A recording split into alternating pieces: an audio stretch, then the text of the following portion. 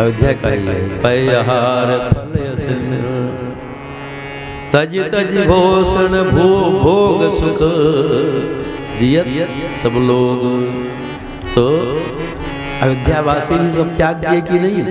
राम जी का दर्शन प्राप्त करने के लिए कोई दूध पी करके तपस्या कर रहा है महाराज। अब कोई एक के बार भोजन करता है, कोई कुछ ले लेता है, तो फलहारों 3 बार नहीं करता कि भगत लोग अल्लाह बढ़िया पकौड़ी बना करके सब ले आया, पाए लिया। कुछ तो छोड़ना पड़ेगा और दिन रात भोजन की ओर मन रहेगा तो फिर भजन नहीं कर पाएंगे। कुछ तपस्या करेंगे तभी भगवान दर्शन देंगे महाराज। नींद को छोड़ना पड़ेगा कुछ। देखिए आहार जब कम होगा तो नींद कम आएगी, और जब फूस के खा लेंगे तो नींदें नहीं खुलेगी महाराज। कहाँ बैठ के भजन करोगे? आलस आ जाएगा। रात और संत महात्मा हमारे बड़े महाराज जी के जीवन चरित्र में पढ़े हैं, वो रात्रि में बैठ जाते थे पदपूल सिद्धासन से, 2 बजे से ही बैठ जाते थे और मंत्र जप करते रहते थे महाराज। तब सिद्ध हुए हैं, तब सिद्ध हुए हैं तपस्या करके, और उनके नाम से हम लोग चल रहे हैं महाराज।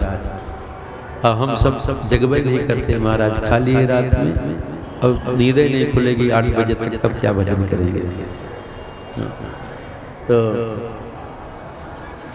आहार जब कम होगा, इसलिए यदि भजन करना है तो आहार कम करना है। महाराज मनु भी कम कर दे, तो हम सबको भी शिक्षा लेनी चाहिए। हाँ, शरीर स्वस्थ रहे, कमजोर न हो जाएगा नहीं। जब कमजोर रोगी हो जाएगा तब भी भजन नहीं कर पाओगे। तो उतना ले जिससे हमारा काम चलता रहे, आलस न आवे। आलस आने वाला ज्यादा ठूस खा लिया तो फिर नहीं कर पाएगा, माला नहीं फिरेगा महाराज। तो महाराज मनु एक पैर से खड़े होकर के 10,000 वर्ष तक, अब 23,000 वर्ष बीत गया तपस्या करते करते। शंकर जी, ब्रह्मा जी, विष्णु भगवान आगे मनु के पास। अब कहते हैं वरदान मांग लो, वरदान मांग लो। ब्रह्मा जी आते हैं, विष्णु भगवान आते हैं, शंकर जी आते हैं, अलग अलग बारी से। एक के बार नहीं आए महाराज, बार बार आ रहे हैं। विधि हरिहर तप देखी अपारा, मनु समीप आए। कितनी बार है? गिनती ही नहीं है। मनु समीप आए बहुबारा, कई बार आए। कहते हैं वरदान मांग लो, लेकिन मांगहु बर बहुभांति लोभाए। लोभा रहे हैं कि वर मांग लो। महाराज मनु परम धीर हैं, धैर्यवान हैं। वो ब्रह्मा शंकर विष्णु के वर के लोभ में नहीं आए। हम सबके सामने कोई भूत ही आ जाए महाराज, प्रकट हो जाए और कहे वरम करो, तो हम मांग लेंगे दुनिया की वस्तु, क्योंकि प्रतिष्ठा चाहते, धन चाहते हैं। आइए महाराज। किन महाराज मनु कीर्तन करो थोड़ा बड़ा। सीताराम सीताराम सीताराम सीताराम सीताराम सीताराम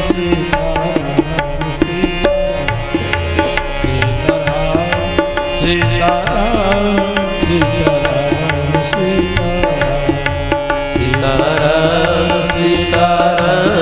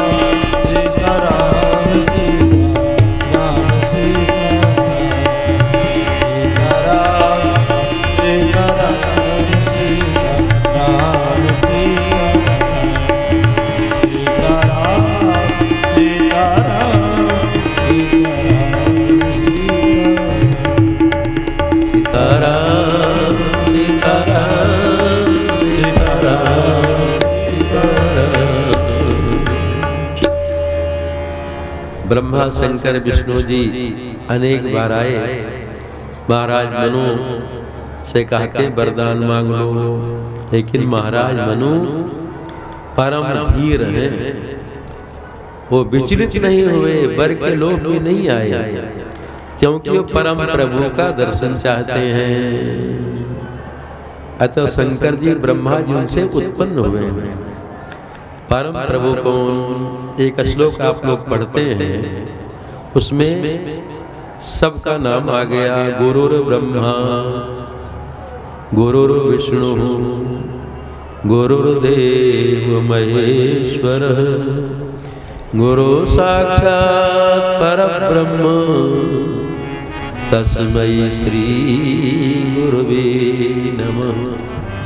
गुरु ही ब्रह्मा है, गुरु ही विष्णु है, गुरु ही शंकर जी हैं, तीनों आगे कहते हैं गुरु साक्षात परम ब्रह्म। इसका मतलब है इन त्रिदेवों से कोई अलग है जो परम ब्रह्म है, तभी तो गुरु साक्षात, गुरुदेव साक्षात परम ब्रह्म भी हैं, राम जी भी हैं। तो इसका मतलब परम ब्रह्म कोई और है, परम पुरुष और हैं, जिनका महाराज मनु दर्शन चाहते हैं। देखिए नयन परम प्रभु सोई, वही परम प्रभु भगवान श्री राम है, जिनसे शंकर जी ब्रह्मा जी विष्णु भगवान उत्पन्न हुए हैं। उपजय जासु वंश ते नाना संभ विरंचि विष्णु भगवाना। तो महाराज मनु परम प्रभु का दर्शन करते हैं, ब्रह्मा शंकर विष्णु का दर्शन नहीं चाहते, एकदम धैर्य धीर में है, नहीं विचित्र वर के लोक में नहीं आए, केवल हड्डी बची थी। फिर भी महाराज मनु के मन में कोई पीड़ा नहीं है। भगवान समझ गए कि मनु मेरा अनन्य भक्त है, मेरा निज दास है।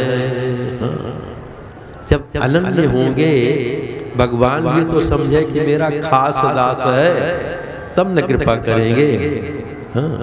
जब समझ गए, अब मनु जी ब्रह्मा विष्णु शंकर के चक्कर में आ जाते तो परम प्रभु थोड़ी ही आते।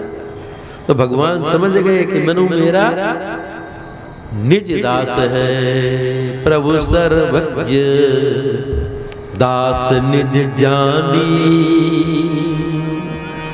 तो मेरा निजी दास है, क्योंकि भगवान सर्वज्ञ है। गति अनन्य तापस नृपरानी, मेरा अनन्य भक्त है, से अनन्यता होनी चाहिए। हम जिसके हैं उसी के रहें, भटके नहीं इधर उधर। हम जिसके राम जी के दरबार के हैं तो राम जी के पास ही रहे महाराज। यही अन्यथा, इधर उधर किसी का अपमान नहीं करना, सम्मान सबका है, लेकिन हम जिसके हैं वही हमारे हैं, वही सबसे बड़े हैं। यही अनन्यता होनी चाहिए।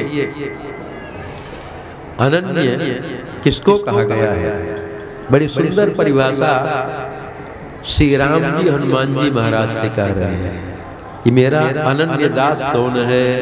सो अनन्य जाके असी मति न डरई हनुमंत, मैं सेवक सचराचर रूप स्वामी भगवंत। श्री राम कहते हनुमान मेरा अनन्य सेवक वही है जिसकी ऐसी मति कभी न टले कि मैं तो सेवक हूँ, अपने को सेवक माने। और चराचर जगत के जितने भी जीव हैं उनको सबको अपने आराध्य भगवान श्री सीता जी राम जी के रूप में देखे। सो अनन्य जाके असी मति न डरई हनुमंत, मैं सेवक सचराचर रूप स्वामी भगवंत। इसका मतलब है श्री राम में अपने को सेवक माने और सबको भगवान श्री सीताराम जी के उस रूप में देखे। वही भगवान का अनन्य दास है। अनन्यता होनी चाहिए, अनन्य रहेंगे तभी भगवान कृपा करेंगे। ये तो भगवान कहते हैं तो मेरा दास, और दुनिया वालों की आशा करता है। हम कैसे समझे कि मेरा दास है? हम तो रामदास हैं मान लीजिए, गुरुदेव नाम के आगे दास लगा दिए हैं। अब राम जी के दास हो गए, भगवान के दास हैं। और भगवान के दास होकर के बाबूजी के सामने उनके दास बन गए, हाथ बढ़ा लिए। सेठ के दास बन गए, उनसे मांग रहे हैं, उनसे मांग रहे हैं। तो कैसे भगवान समझे कि मेरा दास है? श्री राम से हम कहते मोर दास कहाई, नर आशा करई, तो कहाँ विश्वास है तो मेरा दास और नर आशा करई। मोर दास कहाई नर आशा करई, तो कहाँ विश्वास है तो मेरा दास और दुनिया वालों की आशा करता है। तो हम कैसे समझे कि मेरा दास है? हाँ, जब हम भगवान के हैं तो मान लो कुछ मांगना ही है तो दुनिया वालों से मत मांगो। जैसे सती साध्वी पतिव्रता पत्नी है, अब पति बेचारा मान लीजिए कुछ धनहीन है और पत्नी कहीं दूसरे से कुछ मांग लिया, अपने पति को छोड़ करके कोई वस्तु दूसरे से मांग लिया, तो पति प्रसन्न नहीं होगा महाराज। अब भले है जैसे वस्तु दे रहा पति उसी से काम चला रही तो पति प्रसन्न रहेगा। उसी प्रकार हमारे स्वामी पति स्वामी तो होते राम जी हैं, उनके छोड़कर हम दूसरे से मांगेंगे तो राम जी भी प्रसन्न नहीं होंगे। से मांगना है तो अपने राम जी से मांगो, कुछ भी करना है तो राम जी से मांगो बस। से गोस्वामी जी कहते बने तो रघुवर ते बने, बिगड़े तो भरपूर, तुलसी और ते बने, ताप बनबे में दूर। बने तो रघुवर ते बने, बन रहा है तो राम जी से बने, अब बिगड़ रहा तो बिगड़ने दो, कोई बात नहीं। हमारी हंसी नहीं होगी, हम जब राम जी के हैं तो हंसी उनकी होगी। हाँ, सब लोग जानता है कि राम जी का दास हो गया है, और उसका जब बिगड़ेगा तो जब निंदा करेंगे तो राम जी की निंदा होगी। तो राम जी को अपने नाम की लाज रखना है, इसलिए अपने भक्त का कहीं बिगड़ने नहीं देते महाराज।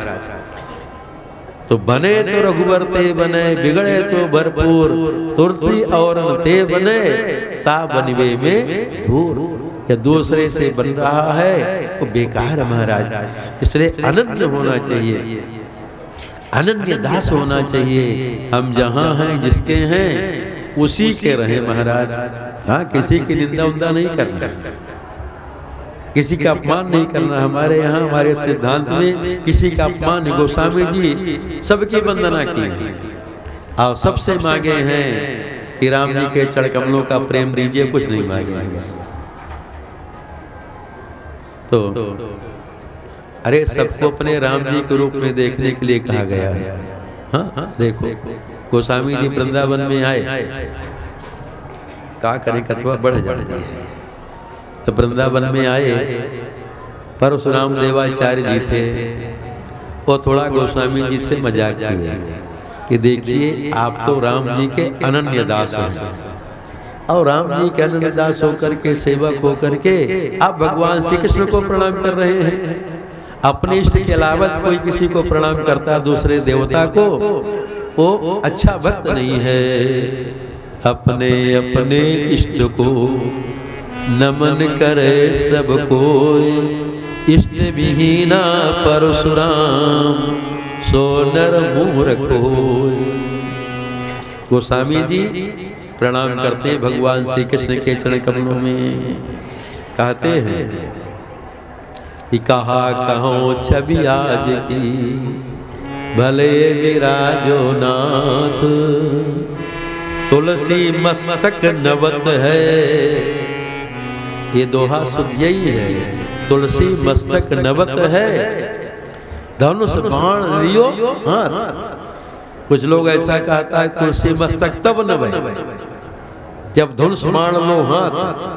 गोस्वामी जी हठ नहीं करते, वो कहते हैं वो तुलसी तो प्रणाम कर रहा है, मैं आपको अपने आराध्य अपने देव श्री राम जी को ही मान करके प्रणाम कर रहा हूँ कि मेरे राम इस रूप में हैं, मैं आपको प्रणाम कर रहा हूँ, आप राम जी के रूप में आ जाइए। तुलसी मस्तक नवस है, तो धनुष बाण लियो। तुरंत भगवान श्री कृष्ण हाथ में धनुष बाण ले लिए। कित मुरली कित चंद्रिका।